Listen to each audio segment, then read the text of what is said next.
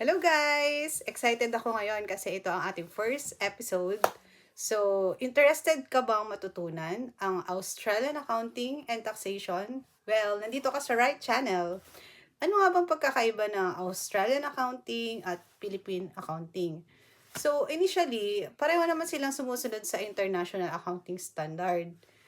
Pero syempre, meron silang magkaiba ng tax rules. Pero in this video or in this channel, we will concentrate sa Australian accounting. So first, ang kailangan natin malaman is ang mga Australian accounting terms. TFN. Ano ba ang TFN? Ito ay tinatawag na Tax File Number.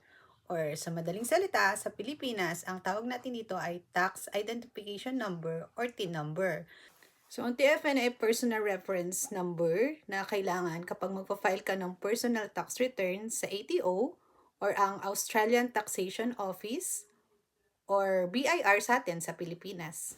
Next is ang ABN. So, sa mga business registration naman, they will require to get Australian business number or sa Pilipinas naman, ito yung DTI or business registration. Next na lagi natin ma-encounter na terminology ay ang GST or Goods and Services Tax.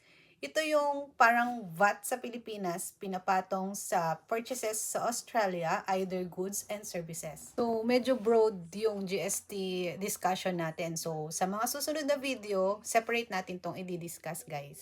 So, yun muna for today, guys. Sana may natutunan kayo for this video and stay tuned for the next video.